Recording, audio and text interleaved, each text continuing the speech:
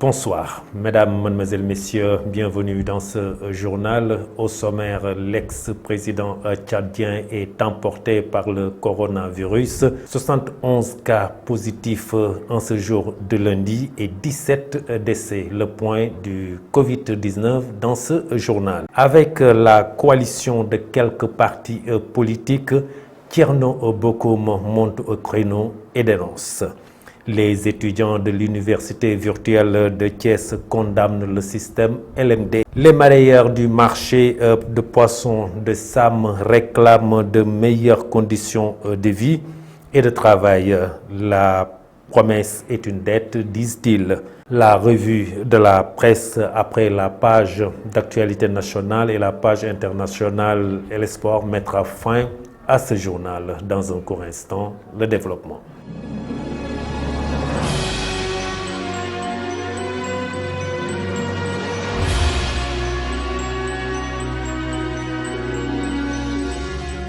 Mesdames, mademoiselles, messieurs, bienvenue dans ce journal. Je vous le disais tout de suite dans le sommaire, Covid-19 au Sénégal. Sur 1683 tests réalisés, 71 sont revenus positifs. Malheureusement, nous avons noté 17 décès supplémentaires dans le pays en cette période de pandémie. Le point Covid-19 de ce journal, c'est avec Dr Elhadji Mamadou Ndiaye, directeur de la prévention au ministère de la Santé. Le ministère de la Santé et de l'Action sociale a reçu les résultats des examens virologiques ci-après. Sur 1683 tests réalisés, 71 sont revenus positifs, soit un taux de positivité de 4,22%. Les cas positifs sont répartis comme suit. Nous avons eu 10 cas contacts suivis par nos services. Aucun cas importé n'a été enregistré au niveau de nos différentes portes d'entrée aériennes, maritimes et terrestres. Et 61 cas issus de la transmission communautaire ont été répertoriés et répartis comme suit. La région de Dakar totalise 31 cas, tandis que les autres régions du pays en totalisent 30. Toujours dans le bilan du jour, 435 patients suivis ont été contrôlés négatifs et déclarés guéris. 45 cas graves sont pris en charge dans nos services de réanimation. 17 décès ont été enregistrés le lundi 23 août 2021. L'état de santé des autres patients suivis ou hospitalisés est jugé stable. Et parmi ces cas de décès, je le disais dans le titre, le coronavirus a justement emporté l'ancien président tchadien Hissène Habré, condamné à vie et qui purgeait sa peine au Sénégal, est décédé ce mardi 24 août des suites d'une contamination du Covid-19. Les partis politiques se préparent pour les locales de 2022. Des coalitions sont en train de se former. C'est ainsi que PUR, PDS, Taxawu Sénégal et PASTEF seraient en coalition pour battre Macky Sall. Thierno Bocoum monte au créneau et dénonce les manœuvres de certains leaders politiques de l'opposition. Je vous propose de le suivre. Si parler, comme nous l'avons fait tout à l'heure en Wolof, sur la question liée à la coalition annoncée de l'opposition. Nous avions fait un texte qui a suscité énormément de commentaires. L'idée, justement, c'était de revenir très clairement sur ce que nous avions dit. Très clairement sur ce que nous avions dit. Et d'indiquer aux populations sénégalaises que ce qu'on vous dit, une large coalition de l'opposition pour démettre Macky Sall lors des locales, ce n'est pas une coalition, large coalition de l'opposition. C'est un regroupement de 4 personnes qui veulent une coalition de pression, qui oublient totalement que notre priorité au sein de l'opposition, c'est d'avoir une large coalition. Et nous nous sommes tous battus pour ça. Ici, Khalifa Sall est venu. Il nous a parlé de sa volonté de regrouper tout le monde. Nous avons dit c'est très bien. Et nous l'avons attendu. Ousmane Sonko est venu ici. Il a dit sa volonté de nous voir nous réunir, être ensemble, nous avons dit oui. Nous avons parlé avec Abdoul Mbaye, nous avons parlé avec beaucoup d'autres leaders politiques dans ce pays. Il y a eu au début énormément d'initiatives dans ce sens, mais ils avaient tous le même but, réunir toute l'opposition autour d'une coalition. Ouais. Nous appelons Khalifa Sall, leader dans l'opposition, connu. Nous appelons Ousmane Sonko, qui est le leader de l'opposition. Je le dis en toute objectivité, parce que je l'avais dit depuis longtemps, en 10 ans. Et nous parlons de l'enseignement supérieur avec les étudiants de l'université virtuelle du Sénégal qui ne sont pas du tout contents du communiqué réglementant les conditions d'obtention du master. Des revendications assorties d'une condamnation du système LMD étaient au menu de leur mouvement d'humeur. Abdou Top porte la parole des étudiants de l'université virtuelle de Thiès. Je vous propose de le suivre. Nous étudions de la promotion 5 de l'université virtuelle du Sénégal. Par le biais de notre représentation, soulignons ce qui suit. Suite à la réception du communiqué numéro 001614 venant de l'UVS à Déré du 6 août 2021 portant lancement de l'appel à candidature pour une admission en master au titre de l'année académique 2020-2021 pour les étudiants de la promotion 5. Nous condamnons le non-respect de la loi de 2011-05 du 30 mars 2011 portant sur le système LMD, pas de quota et la moyenne demandée est de minimum 11/20 pour les 3 ans. Comme nous le savons, l'université virtuelle du Sénégal veut tout simplement dire à ses étudiants qu'il va sélectionner les étudiants en master à ne pas respecter cette loi. Le décret 2012-1114 qui autorise les étudiants ayant les 180 crédits au moins sans avoir redoublé une seule fois à être admis en master selon des critères sûrs d'avance. 2200 étudiants qui ont validé d'office actuellement et obtenu leur licence, l'administration a décidé de sélectionner les 1170 étudiants, ce qui fait qu'il restera 1030 actifs sacrifiés.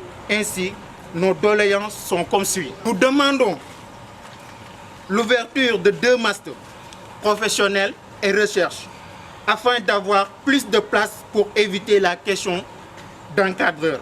En cette période d'hivernage, les marailleurs au marché du poisson de Sam réclament de meilleures conditions de travail.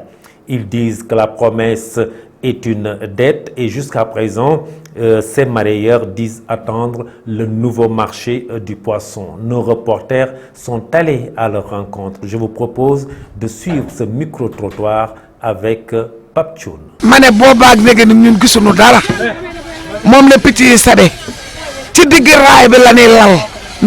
Depuis longtemps, on ne voit absolument rien des promesses de nos autorités. C'est au milieu de la route que nous vendons nos poissons. Ici, c'est du n'importe quoi. Les clients même ne veulent pas y accéder parce qu'il y a beaucoup d'ordures. La situation est compliquée et désagréable, mais malheureusement, on n'y peut rien. On a eu toujours des promesses pour un marché aux poissons, mais absolument rien depuis. Des ministres ont passé et même au-delà, un budget de 2,5 milliards a été voté pour la construction de ce marché et jusque-là, on ne voit rien. Nous savons que seul l'État est capable de construire ce marché. Nous demandons au gouverneur et le président de la République de nous venir en aide pour qu'on puisse démarrer les travaux du marché aux poissons. Pour ñaan ko mu waxal ñu gouverneur ak autorités yi ñu dimbali ñu defal ñu nettoyage ba ñu mën fi tok parce que amaguñ feneen. Marché bi nak mom xam nañ ni dina kiin parce que président jox na ministre de pêche inscription mais ministre de pêche ñëw na fi xoolal boppam kon li wóor mooy liggéey bi démarré rek lay doon ci kanam ak les maires de ville Talla Sylla.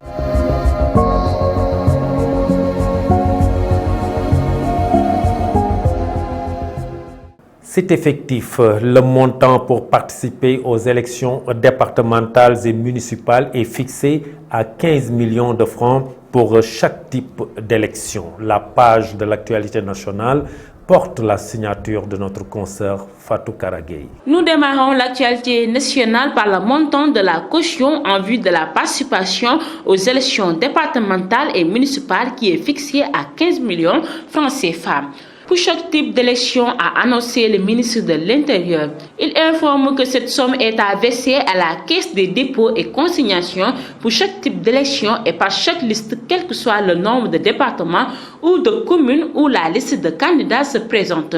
Cette caution est déposée au nom d'un parti politique légalement constitué, d'une coalition de partis politiques légalement constitués ou d'une entité regroupant des personnes indépendantes, ajoute-t-il dans son document. Et puis le leader de l'Alliance générationnelle pour les intérêts de la République, Thierno Bocoum, ne varie pas sur sa position contre l'alliance entre Ousmane Sonko, Karim Wade et Khalifa Sall. Face à la presse ce matin, il a accusé ses responsables politiques d'avoir comploté sur le dos de l'opposition pour mettre en place cette alliance motivée par des calculs politiques et des intérêts personnels. Sans langue de bois, le leader Thierno Bocoum a assimilé l'alliance entre Sonko, Karim Wade et Khalifa de coalition de pression qui sape l'esprit du projet consistant à rassembler toute l'opposition autour d'une coalition. C'est une coalition contre l'opposition, a lancé Thierno Bocoum. Et enfin, le président Macky Sall s'est rendu hier après-midi dans la région de Louga pour présenter ses profondes condoléances et celles de la nation à la famille de Mame Thierno Birahim Mbacké. Suite au rappel à Dieu de Serigne Abbas Mbacké, une perte pour le Sénégal et toute la Oman. C'était tout pour l'actualité nationale.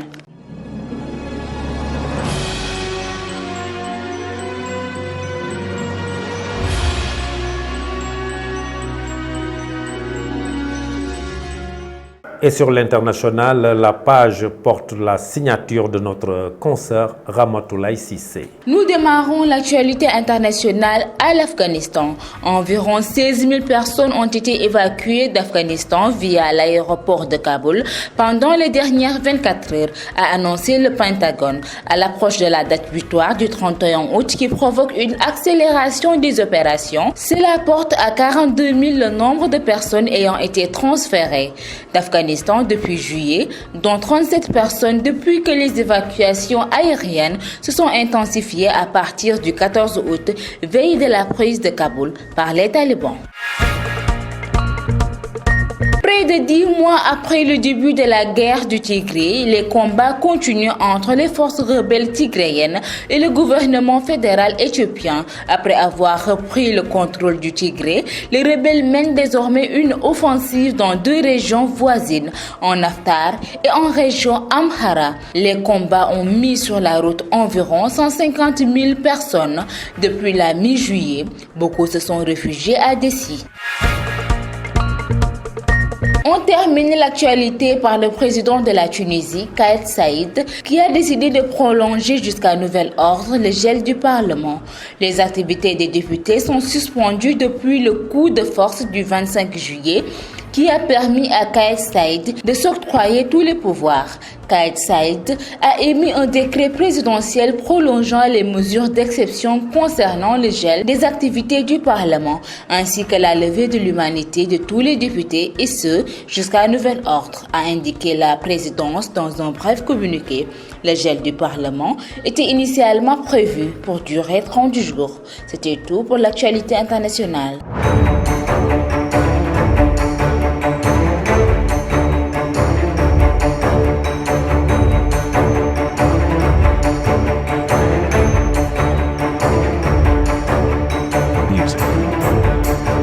En sport, c'est le début des Jeux paralympiques de Tokyo. Ça démarre aujourd'hui. Cette page des sports, c'est avec notre consoeur Ndeye Koumba Fall. Démarrons l'actualité sportive par le 30e championnat d'Afrique masculin de basketball.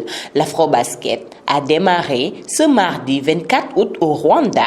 16 équipes sont en lice. Il y a 4 ans, lors de la dernière édition, les Tunisiens l'avaient emporté. Ils sont de nouveaux candidats au titre, mais ils ne sont pas les seuls. Le tournoi semble plus ouvert que jamais. Et puis, en décidant officiellement de ne pas laisser Mohamed Salah jouer les prochains matchs de sa sélection nationale en raison des restrictions sanitaires liées à la reprise de la pandémie de coronavirus, le club de Liverpool s'est attiré les foudres, la Fédération égyptienne de football. Et enfin, un peu plus de 2 semaines après la fin des Jeux olympiques, les Jeux paralympiques s'ouvrent à Tokyo. Mardi 24 août, en plein 5e vague de Covid-19, l'archipel enregistre plus de 25 000 cas positifs quotidiens ces derniers jours, poussant les hôpitaux au point de rupture.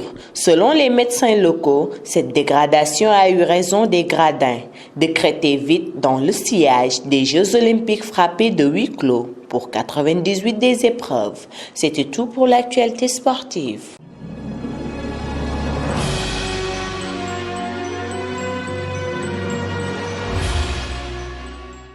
Et pour terminer, nous passons à la revue des presses. Cette revue de presse est présentée par notre consoeur Rokhaya Dabambeng. Bienvenue. Le Soleil à sa page 2 revient sur Émile Badiane et nous présente cette figure d'hier présente dans nos mémoires. Jusqu'à sa mort en 1972, Émile Badiane était un acteur clé ayant apporté sa pierre à l'édification de la nation sénégalaise. Ce fidèle allié du bloc démocratique sénégalais de Léopold Sédar Senghor fut un acteur politique endurant, combatif, redoutable et l'arène politique dans le sud alors dominée par la section française de l'Internationale ouvrière de Lamine Gueye. L'Observateur à sa page 5 parle de la conjonctivite, une épidémie survenue en pleine pandémie. Elle est devenue le nouveau mal qui terrifie les populations à côté de la pandémie de coronavirus. L'épidémie de la conjonctivite qui est en train de gagner aujourd'hui du terrain au Sénégal sème la panique un peu partout. La Tribune annonce que pour lutter contre les inondations, un plan décennal de lutte contre les inondations d'un budget de près de 767 milliards auxquels s'ajoutent 15 milliards et nos confrères de se demander combien de milliards ont été décaissés jusque-là, combien ont-elles dépensé les agences et structures chargées de la question, mystère et boule de gomme. Source A nous informe des 15 millions pour chaque type de scrutin aux élections locales du 23 janvier 2022. Selon nos confrères, c'est une manière de dire oust aux pauvres. L'exclusif parle d'un sale temps chez le DG de la RTS. Cela ne doit pas être aisé chez le patron de la radiodiffusion télévision sénégalaise par ces temps qui courent, alors que les syndicalistes qui ont publié un mémorandum sur la gestion optent pour son départ. Voilà que son camarade de parti, par ailleurs président du collège des délégués de l'agence de régulation des télécommunications et des postes CHIP, son ex-Niarel, qui serait la sœur de la ministre chargée de l'économie solidaire. Même si cela n'a rien d'illégal ou d'illégitime, certains l'auraient trouvé pas nécessaire et peu respectueux. Rewmi Quotidien à sa page 6 met en exergue Asba Bakar Gueye, chargé des élections de Rewmi. Le chef de cabinet et conseiller spécial du président du CICE démontre la force de frappe de l'alliance Idi-Maki, laquelle porte à plus de 80% la force de frappe théorique de Benno Bokk Yakaar. Bataille autour du fauteuil du maire de Rufisque. À ce propos, nos confrères indiquent que Matar Ndoye casse le deal du ministre Omar Gueye et plébiscite Ismaël Madior Fall. Si on se fie aux propos de Matar Ndoye, Macky Sall a une dette envers Rufisque. Après les élections, malgré les résultats qu'il a obtenus, il a dégommé nos ministres, nos directeurs généraux et nos PCA. Très bonne lecture. Et cette revue de la presse boucle définitivement ce journal que j'ai eu l'honneur de vous présenter. Merci de l'avoir suivi. Passez une excellente fin de soirée. Au revoir.